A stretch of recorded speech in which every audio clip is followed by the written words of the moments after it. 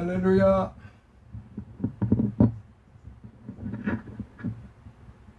오늘은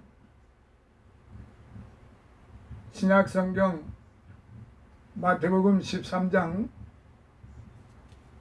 세 번째 시간으로서 13-3편 36절로부터 43절에 있는 말씀으로 시작을 하겠습니다. 지난 시간에 말씀드렸던 것 가운데 가라지 비유에 대한 해석을 이제 말씀드리기로 하겠습니다. 먼저 본문을 같이 읽으시도록 하시겠습니다. 이에 예수께서 무리를 떠나사 집에 들어가시니 제자들이 나와 가로되 밭에 가라지 비유를 우리에게 설명하여 주소서. 대답하여 가라사대 좋은 씨를 뿌리는 이는 인자요 밭은 세상이요 좋은 씨는 천국의 아들들이요 가라지는 악한 자의 아들들이요 가라지를 심은 원수는 마귀요 추수 때는 세상 끝이요 추수꾼은 천사들이니 그런즉 거두어 불에 사르는 것 같이 세상 끝에도 그러하리라. 인자가 그 천사들을 보내리니 저희가 그 나라에서 모두 넘어지게 하는 것과 또 불법을 행하는 자들을 거두어내어 풀무불에 던져 넣으리니 거기서 울며 이를 갈미 있으리라. 그때의 의인들은 자기 아버지 나라에서 해와 같이 빛나리라. 귀 있는 자는 들으라. 아멘.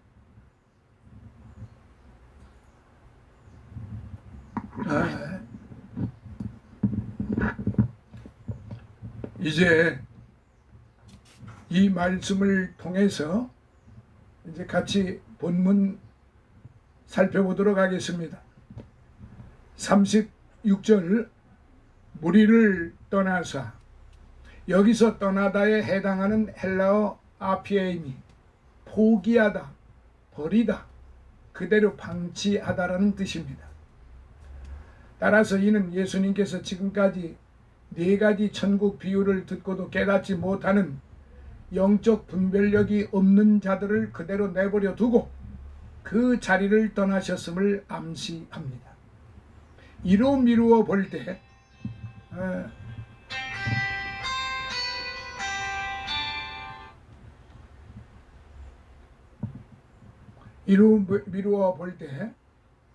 이후 집에서 가르치신 나머지 세 가지 천국 비유는 영적인 식별력과 말씀을 깨닫는 그런 지혜를 겸비한 몇몇 무리와 제자들에게만 가르쳐졌음을 짐작할 수 있습니다. 집에 들어가시니 해상수운을 끝내고 집으로 오셨다는 뜻이에요. 이후 13장 나머지 세 가지 천국 비유는 집에서 말씀하셨습니다.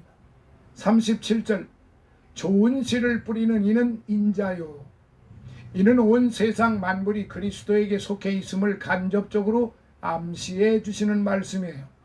38절 천국의 아들들, 악한 자의 아들들, 전자는 하늘나라를 상속받을 성도를, 후자는 사단에게 속한 지옥의 자식들을 일컫습니다. 39절 세상 끝 신텔레야 아이오노스, 신텔레야 아이오노스라는 말인데요, 세상 끝 시대의 마지막 때란 뜻입니다.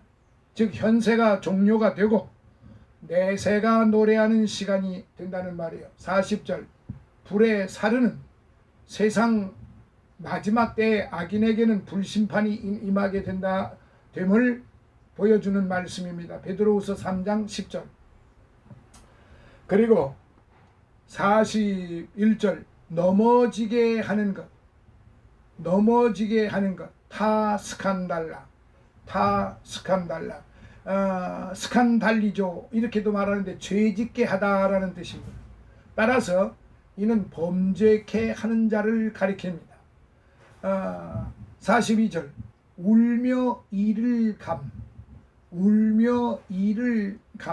극한 슬픔과 절망을 나타내는 히브리인들의 관용적인 표현입니다. 그리고 43절 해와 같이 빛나리라. 하나님의 영광스러운 광채로 후광을 입은 성도의 영화롭게 된 모습을 묘사해 주고 있습니다. 자, 이 부분에 대해서 좀 더 구체적으로 살펴보도록 하겠습니다. 가라지 비유에 대한 예수님의 권위 있는 해석인데, 앞선 비유가 가라지와 알곡이 함께 존재하는 분리되지 않는 현실에 그 초점이 맞춰진 데 비해서 비유의 해석을 다룬 본문은 가라지와 알곡이 마침내 직면하게 될 종말적 상황에 그 초점이 맞춰져 있다고 봅니다.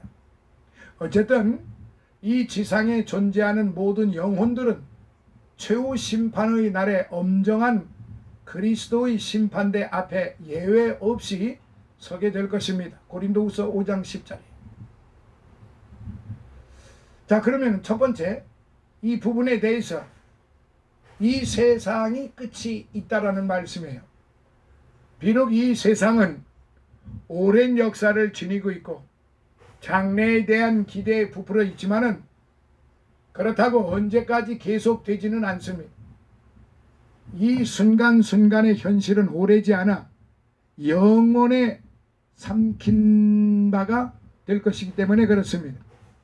그리고 이 세상 끝날 곧 최후의 날 추수하는 때에 39절 반드시 심판이 있게 될 것입니다. 그 최후의 날 추수꾼은 어떤 밭도 어떤 구석도 남겨놓지 않고 모두 베어낼 것입니다. 물론 그때 존귀한 씨를 뿌린 자는 기쁨으로 맞이할 것이지만 자기 육체를 위하여 씨를 뿌린 자는 근심과 심한 슬픔으로 맞이할 것이다. 이사야서 17장 11절. 그 다음에 두 번째, 가라지는 풀무불에 던져질 것이다.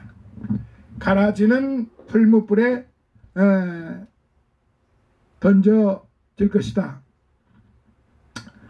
밭의 가라지처럼 교회와 세상에서 온갖 해악과 독을 뿜어내던 존재들이 최후에 맞이할 보상은 불입니다.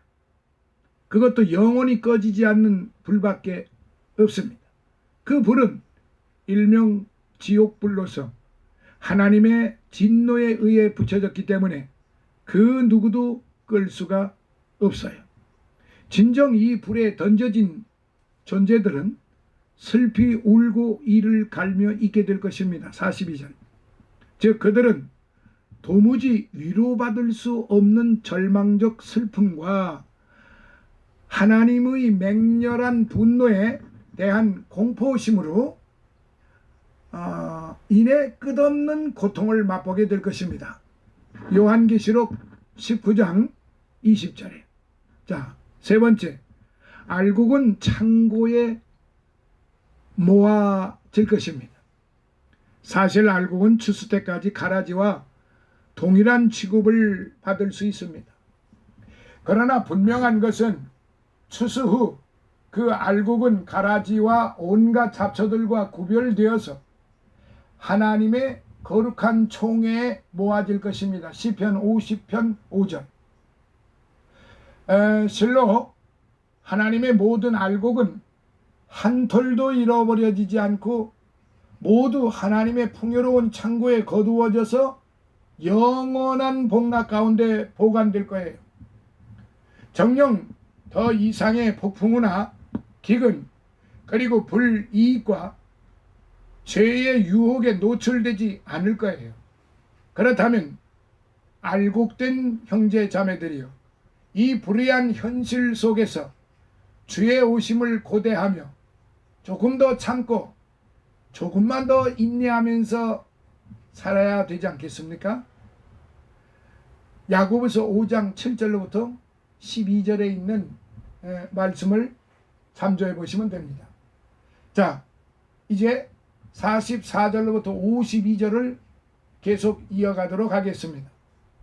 44절로부터 52절은 그 밖에 천국에 관한 4가지 비유의 말씀을 하셨습니다. 본문을 읽습니다. 천국은 마치 밭에 감추인 보화와 같으니 사람이 이를 발견한 후 숨겨두고 기뻐하여 돌아가서 자기의 소유를 다 팔아 그 밭을 샀느니라. 또 천국은 마치 좋은 진주를 구하는 장사와 같으니 극히 값진 진주 하나를 만남에 가서 자기의 소유를 다 팔아 그 진주를 샀느니라. 또 천국은 마치 바다에 치고 각종 물고기를 모는 그물과 같으니 그물에 가득함에 물가로 끌어내고 앉아서 좋은 것은 그릇에 담고 못된 것은 내어 버리느니라. 세상 끝에도 이러하리라. 천사들이 와서 의인 중에서 악인을 갈라내어 풀무불에 던져 넣으리니 거기서 울며 이를 갈미 있으리라. 이 모든 것을 깨달았느냐 하시니 대답하되 그러하오이다. 예수께서 가라사대 그러므로 천국의 제자된 서기관마다 마치 새 것과 옛 것을 그 곳간에서 내어오는 집주인과 같으니라 라고 말씀을 하셨어요. 자, 본문을 살펴봅니다. 44절. 천국은 감추인 보화와 같으니 천국에 관한 5번째 비유입니다. 이 비유는 은행 제도의 비발달로 귀중품을 땅에 묻어 보관했던 당시의 관습에 착안한 것입니다. 발견한 후 숨겨두고 다 팔아 샀느니라. 복음의 진리를 깨달은 자가 자신의 모든 삶을 희생함으로 복음을 소유하게 된다는 뜻입니다. 45절. 천국은 진주를 구하는 장사와 같으니, 즉 천국에 관한 6번째 비유입니다. 당시 고대 근동 지역에서 가장 값비싼 진주는 페르시아만에서 채취된 진주였습니다. 그래서 이 페르시아만에서 채취한 진주 상인들은 이 진주를 얻기 위해 흔히 자신의 모든 소유를 다 팔았다고 합니다. 한편 여기서 진주는 값비싼 보화, 잠언서 3장 15절, 즉 복음, 그리스도를 상징합니다. 장사, 엠포로스라는 말인데 횡단하다, 여행하다는 뜻의 동사 포리오마이에서 파생한 명사인데, 이는 당시 여러 지역을 두루 다니며 장사했던 당시의 상업 방식에서 형성된 단어이기도 합니다. 46절. 소유를 팔아 샀느니라. 이 의미는 44절의 밭에 감추인 보화 비유와 동일합니다.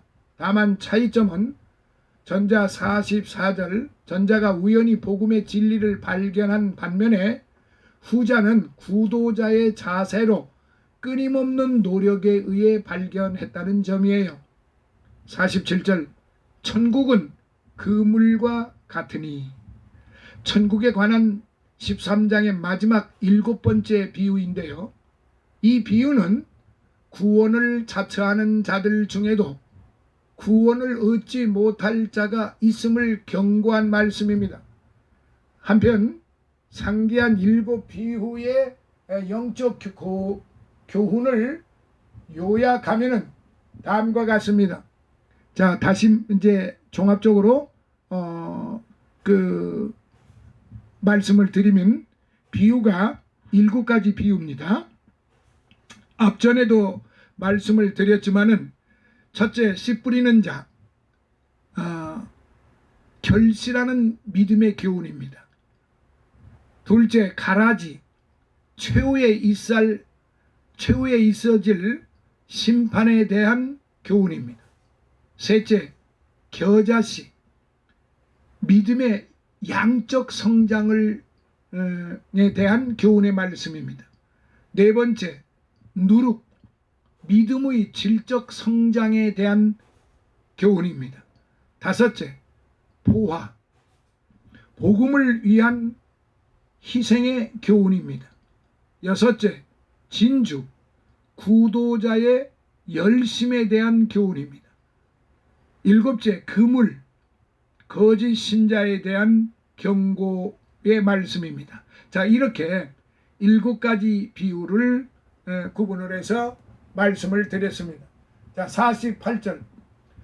물가로 끌어내고 최후의 심판에 앞서 구원받을 자와 구원받지 못할 자를 가려내는 때를 상징적으로 표현한 말인데요.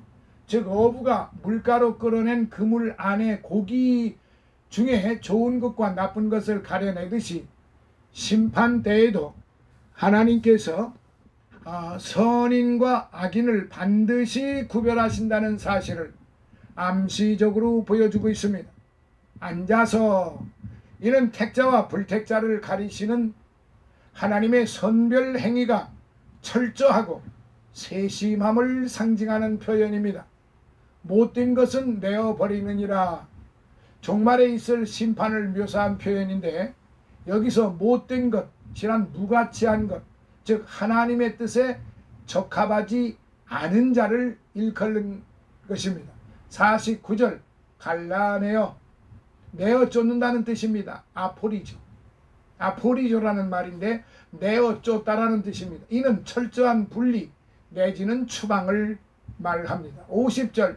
불무불, 불구덩이 혹은 불못, 상징적 표현입니다. 지옥을 뜻하는 거지요. 51절. 이 모든 것, 여기서 말하는 이 모든 것, 지금까지 교훈하신 7가지의 천국 비유와 비유에 대한 해설입니다. 52절.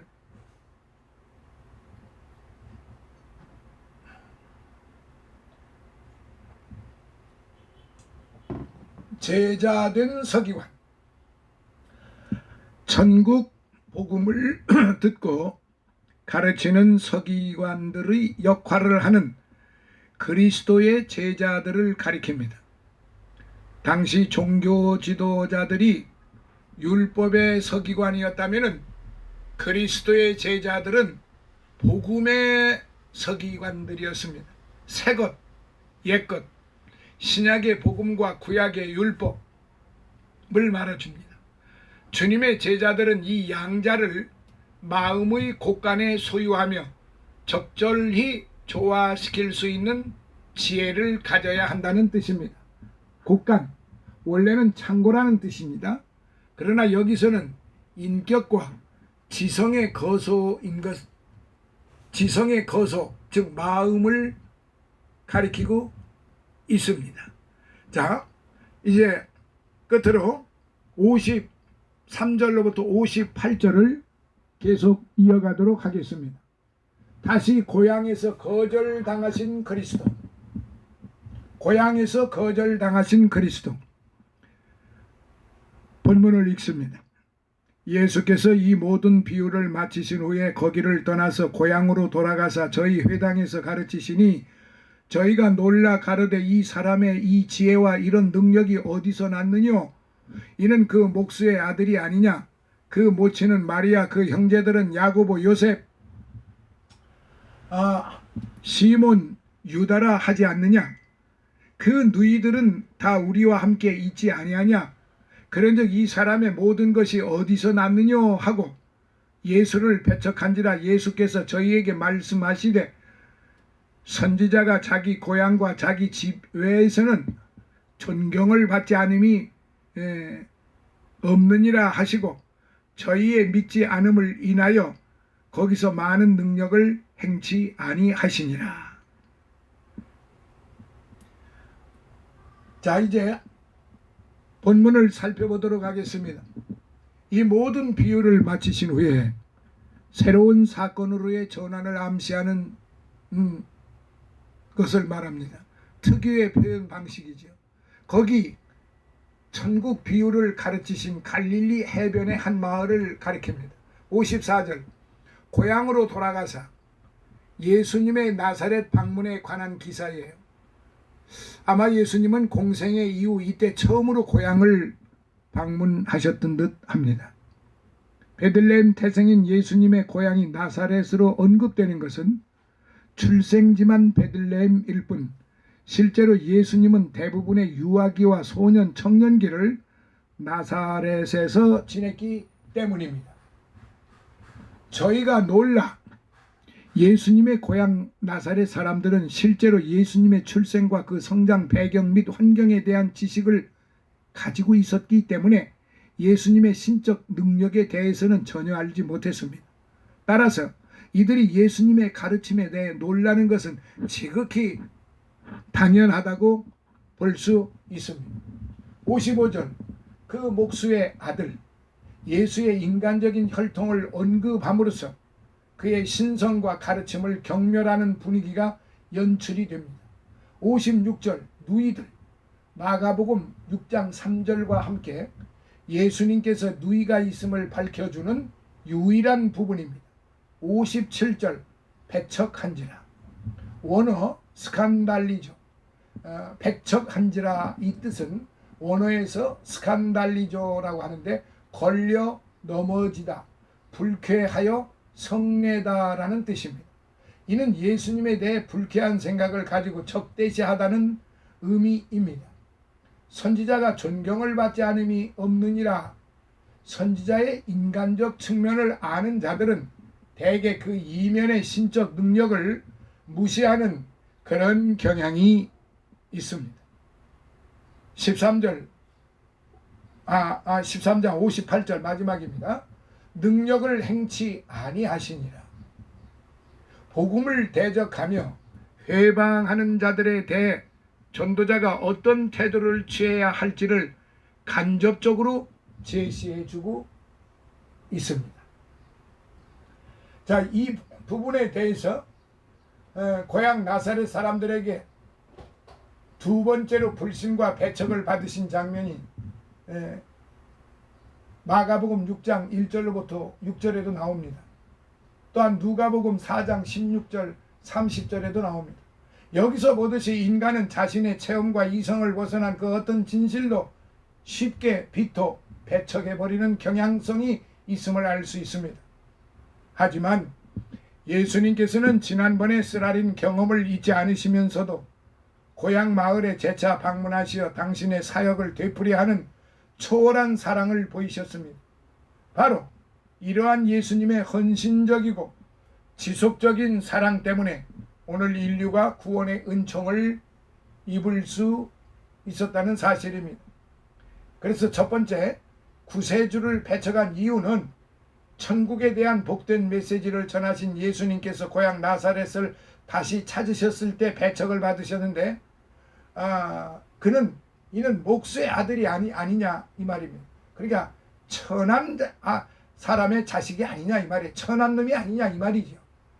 예수를 멸시하며 배척을 한 것은 바로 천한 놈이라 이렇게 생각을 했던 거예요. 물론 예수께서 목수의 아들이신 것은 사실이고, 그러나 그분이 정직하고 신실했던 목수의 아들이신 것은 결코 수치스러운 일이 아닙니다. 하지만 그들은 말씀을 능력 있게 전하시는 예수님을 자신들과 다를 바 없는 존재에 불과하다고 업신여기고 혹은 시기, 질투했음이 분명합니다. 결국 그들은 구세주 예수를 육신으로만 알았고 영으로 알지 못했기 때문에 예수님을 배척할 수밖에 없었던 것이죠. 이처럼 다른 사람을 멸시하고 배척하려는 사람은 진정으로 가치 있는 것은 보지 못하고 초라하고 표면적인 것만을 주시하게 됩니다.